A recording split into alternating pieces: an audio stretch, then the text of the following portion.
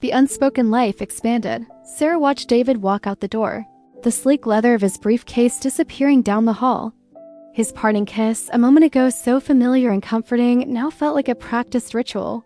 He had promised 3 days of diligent work in San Francisco, punctuated by late-night calls. He was charming, successful, and to her knowledge, devoted. But as the door clicked shut, the professional smile that perfected her features, the one she wore for the world and often for him, melted away, replaced by the persistent, chilling whisper of unease. It was the metallic glint on the polished dining table that snagged her attention. A small, silver object, clearly not his. It was a child's locket intricately engraved with a single, unfamiliar initial, A. David never wore jewelry. The sight of it felt like a cosmic disturbance, a glitch in the flawless matrix of their life. Sarah picked it up.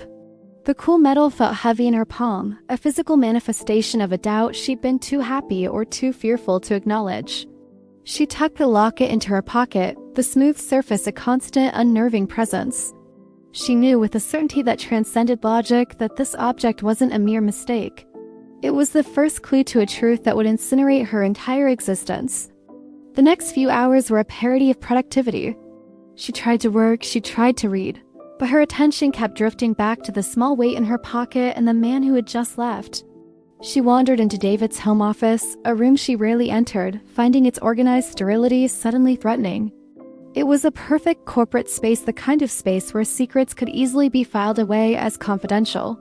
She moved past the predictable files, tax returns, corporate reports, the mundane documentation of their shared, verifiable life. Then she saw it, a small antique wooden box slightly askew, hidden deep within a rarely used file cabinet. David never locked anything. The sight of the brass lock, gleaming in the overhead light, was a loud, desperate admission of a monumental secret. Her hands trembled as she retrieved a hairpin, a silly skill from her teenage years she'd never thought she'd use. The act of picking the lock was agonizingly slow, each failed attempt ramping up the emotional pressure. Fear of the classic betrayal the other woman warred with a desperate, all-consuming need for the truth, whatever its cost. When the lock finally yielded with a soft, final click, the sound was deafening. Inside, there was no lipstick stain or incriminating text message. There were only proofs of a quiet, relentless devotion to another life, a different family. First, a stack of worn children's drawings. They were dated years apart, meticulously preserved. All were signed Elias. The drawings depicted a stylized, imperfect family, a woman, a boy, and a man who was undeniably a younger, less harried David, always smiling, always present. The detail in one drawing, a drawing of a small sailboat and a beach house, spoke of consistency and shared memories. Second, a handful of bank slips. Large, regular transfers dated back a full decade, directed toward a private address in a small, quiet coastal town hundreds of miles from the corporate canyons of the city. The transfers were labeled cryptically, tuition or maintenance. Third, the faded photograph. David, looking younger, his face free of the slight tension Sarah often saw now, stood next to a beautiful woman, Marta, and a toddler boy. Their hands were linked. Their smiles were genuine, unpracticed, and blissfully happy. On Marta's neck, Sarah spotted the twin of the silver locket she carried, the same ease shining faintly.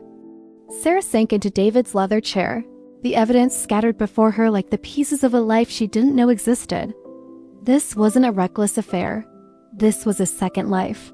A complete parallel universe he had built and maintained while standing at her side, making promises, sharing their bed, planning their future. The shock was the sheer architecture of the lie. How long? And who are these people? A sudden, sharp memory flared. 3 years ago, David had missed their anniversary dinner. He'd claimed an emergency trip to Seoul. Sarah had been hurt but understanding. Now, looking at a drawing of a birthday cake signed Elias-7, dated that exact weekend, she felt a wave of nausea. He hadn't been in Seoul. He had been celebrating. The emergency had been filial, not financial. Driven by a desperate need for solid ground, Sarah began her investigation. She used an old, forgotten laptop of David's, logging into old email accounts and cross-referencing names and addresses. She found Marta. Her social media profile was mostly private, but one old public post from 5 years ago showed Marta holding Elias on a beach. The caption, innocent to an outsider, was a dagger to Sarah, Elias's 5th birthday. Missing dad. The chronology was brutal. Elias was now 10. David and Sarah had been married for 5 years. The secret life predated their relationship. He had a family, and when he met Sarah, he simply chose to keep the first one hidden while starting the second. She checked David's flight confirmation. It was real. He was booked for San Francisco. He had built a flawless cover. But now she knew where the money went. She knew the name. And she knew the coastal town. She couldn't wait for him to call from the West Coast. She couldn't confront him through a sterile phone line. She had to see the life he chose to conceal. She had to touch the reality of his secret to believe it. The drive was long, the highway seeming endless. The polished city slowly gave way to rolling green, and finally, the smell of salt and sea. Every mile carried her further from her identity as David's wife and deeper into the role of the unwanted interloper. She parked a block away from the address, an unassuming, well-kept house with a small, flourishing garden and a sturdy swing set. It radiated a stable, comforting domesticity that was jarringly absent from their sleek, high-rise apartment. She waited in the car, the silence of the afternoon broken only by the sound of gulls and the frantic beating of her own heart. After a tense, agonizing hour, Marta emerged. She was dressed simply, pulling weeds in the garden. She wore the twin locket. She looked tired but authentically grounded. Then Elias ran out. He was 10, full of nervous, youthful energy, clutching a soccer ball. He had David's eyes. The resemblance was undeniable and devastating. "Mom, can we go to the field?" "I need to practice," Elias pleaded. "Just finish your chores, honey," Marta replied, gently wiping dirt from his cheek. "Your father will be here soon." "We can go then. Your father will be here soon." The words sliced through Sarah's composure. It was a normal, beautiful, mundane moment of family life, and it was a life David shared, a life he denied her. It wasn't the image of romantic betrayal that tore at Sarah. It was the raw, undeniable reality of the domesticity she envied. She realized David hadn't cheated on her physically. He had cheated on her life. She watched Marta and Elias for another hour, the sight fueling a profound, lonely grief. She had spent 5 years being the perfect corporate wife, building their future, oblivious that the foundation was sinking into a decade of secrets. She drove to a lookout point, the vast, unforgiving ocean stretching before her. Tears finally came, driven by a raw heartbreak that was beyond anger. This wasn't a solvable problem. It was an unfixable truth. How does a person live with that? She checked the time. David's plane had landed hours ago. He should be in a cab, heading to a hotel, preparing for a business dinner in San Francisco. But Sarah knew better. She drove back, her resolve now a cold, brutal armor. She had to be present when his two worlds collided, not just for herself, but to force the truth into the light. She parked where she had a direct line of sight. Soon, a familiar SUV, David's personal car, not a rented sedan, pulled up. He stepped out, looking exhausted from the long drive, but instantly transformed by the sight of the house. "Dad." Elias launched himself at David in a powerful, joyous embrace.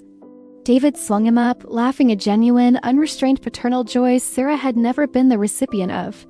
He kissed Marta on the cheek. It was a tender, intimate greeting, but Sarah noticed it lacked the fire of romance.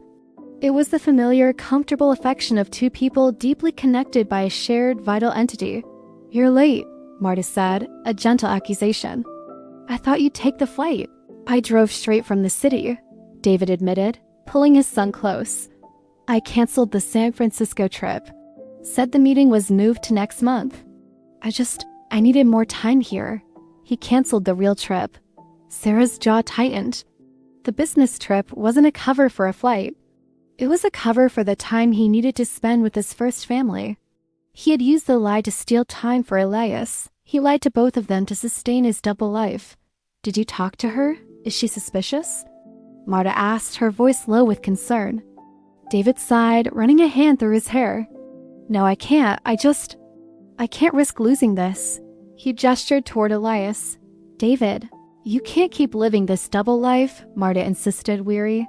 "It's tearing you apart. And I can't raise Elias on partial truths." "He's starting to ask questions." Sarah stepped out of her car.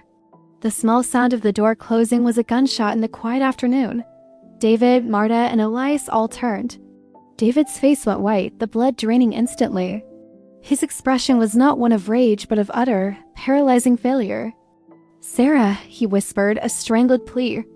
"What are you, David?" She cut him off, her voice a low, lethal instrument. "You said San Francisco. I guess you meant." "This Francisco." She walked slowly toward him, her movements measured and deliberate. She pulled the locket and the faded photo from her pocket, dropping them onto the lawn between them. "Elias, Marta, the business you couldn't tell me about. The life you built, stone by secret stone." Marta looked from Sarah to David, a horrible, sickening comprehension dawning. "You told me you were divorced. You told me she was years ago." Trapped between his past and present, David looked physically ill. Elias, sensing the sudden, adult danger, began to cry and hid behind Marta's leg. "It's not what you think," David pleaded with Sarah, tears welling in his own eyes.